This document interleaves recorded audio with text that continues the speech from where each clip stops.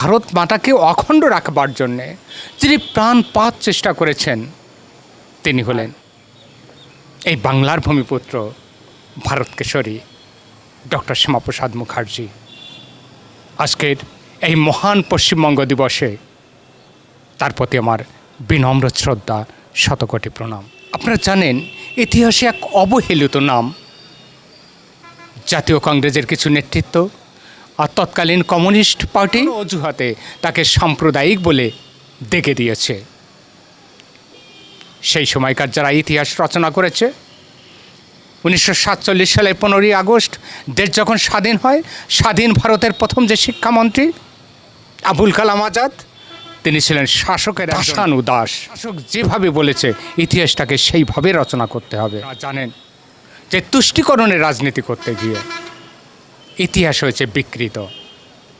সেই সময় যাদের হাতে ইতিহাস রচনার দায়িত্ব দেওয়া হয়েছিল ইরফান হাবিব, রমিলা থাপার, এরা প্রত্যেকে ছিল শাসকের দলদাস। শাসক যেভাবে বলেছে ইতিহাস সেইভাবে রচিত। ডক্টর শ্যামাপ্রসাদ মুখার্জি 1941 সালের 11ই ফেব্রুয়ারি একটা জনসভায় দাঁড়িয়ে বললেন, মুসলিম লীগের নেতৃত্বরা যদি দ্বিজাতির তত্ত্বের উপর ভিত্তি করে পৃথক পাকিস্তানের দাবি করে তাহলে এই ভারতবর্ষে একজন মুসলিম থাকতে পারবে না, তল্পিতল্পা গুটিয়ে নিয়ে পাকিস্তানে চলে যেতে হবে। তারপর গঙ্গা দিয়ে অনেক জল বয়ে গেছে। জাতির জনক মহাত্মা গান্ধী তিনি বলেছিলেন, ভারত যদি বিভাজিত হয় সে আমার বুকের উপর দিয়ে হবে। ডক্টর শ্যামাপ্রসাদ মুখার্জি বুঝতে পারলেন এই বিভাজন রদ করা কোনো মতেই সম্ভব নয়। তার মধ্যে 1947 সালে দুটো ঘটনা ঘটে গেল। এক, নোয়াখালীর দাঙ্গা অক্টোবর মাসে, আর গ্রেটার কলকাতা কিলিং আগস্ট মাসে। আপনারা জানেন গ্রেটার কলকাতা কিলিংয়ে কি ভয়াবহতা ছিল। অবিভক্ত বাংলার যিনি প্রধানমন্ত্রী সোহরাওয়ার্দী সাহেব তিনি পুলিশ আর্মিকে নিষ্ক্রিয় রেখে নির্বিচারে হিন্দুদের হত্যা করেছে এই কলকাতার বুকে। সেদিন হিন্দুদের রক্ষাকর্তা হিসেবে দাঁড়িয়েছিলেন গোপাল মুখার্জি, আর যার নামে কলকাতার বুকে রাস্তার নাম হয়েছে। কল্পনা করুন। আর 1946 সালের নোয়াখালী দাঙ্গা আপনারা জানেন অক্টোবর মাসে আমার মা বোনেরা লক্ষ্মীর আরাধনা করবার জন্যে স্নান করে পবিত্র হয়েছে। ঠিক সেই সময় এই জিহাদি জঙ্গিরা হায়নার মতন ঝাঁপিয়ে পড়েছে নোয়াখালীতে আমার মা বোনের ইজ্জত লুটবার জন্যে। শুধু ইজ্জত নয়, হাজার হাজার হিন্দুদের নৃশংস নারকীয়ভাবে হত্যা করেছে নোয়াখালী দাঙ্গায়, ধর্মান্তরিত করেছে। ডক্টর শ্যামাপ্রসাদ মুখার্জি বুঝতে পেরেছিলেন কোনোভাবেই এই হিন্দু অধ্যুষিত এলাকা, বাংলার যে হিন্দু অধ্যুষিত এলাকা, এ যদি পাকিস্তানের অন্তর্ভুক্ত হয় হিন্দুরা নিরাপদে থাকতে পারবে না, মা বোনের ইজ্জত রক্ষা পাবে না। তাই 1947 সালে এপ্রিল মাসে যখন তারকেশ্বরে হিন্দুদের অধিবেশন হলো, সেই অধিবেশনে দাঁড়িয়ে ডক্টর শ্যামাপ্রসাদ মুখার্জি দীপ্ত কণ্ঠে ঘোষণা করলেন, আমি পৃথক হিন্দুদের জন্য হোমল্যান্ড চাই এবং আমি সেটা অর্জন করবই। অবিভক্ত বাংলার আইনসভায় ভোটাভুটি হলো। কেন ভোটাভুটি হলো?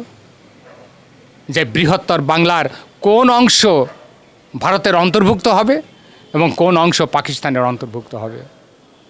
সেই সময় পশ্চিমবাংলার যেসব বিধায়করা ছিলেন তারা বাংলা ভাগের পক্ষে রায় দিলেন এবং যে অংশ হিন্দু অধ্যুষিত তা ভারতের সঙ্গে অন্তর্ভুক্ত হওয়ার পক্ষেও রায় প্রদান করলেন।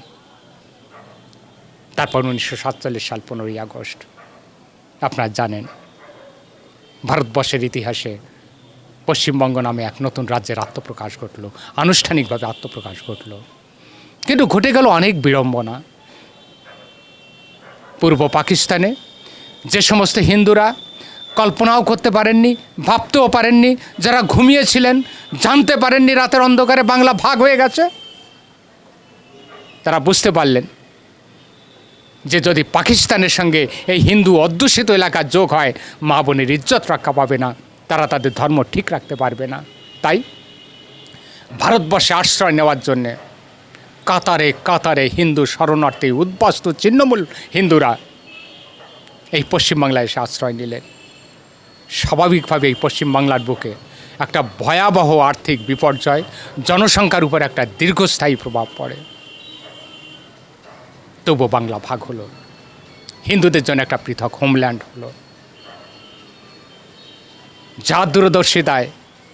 যা দূরদর্শিতায় বাংলা পেলাম, ডক্টর শ্যামাপ্রসাদ মুখার্জি, কিছু কমিউনিস্ট নেতা, আজ জাতীয় কংগ্রেসের তুষ্টিকরণকারী কিছু নেতা, যারা কোনোদিনই চায়নি যে এই হিন্দু অধ্যুষিত এলাকা ভারতের অন্তর্ভুক্ত হোক, হিন্দুরা নিরাপদে থাকুক, তারা চির অবহেলিত করে রাখলেন ডক্টর শ্যামাপ্রসাদ মুখার্জিকে।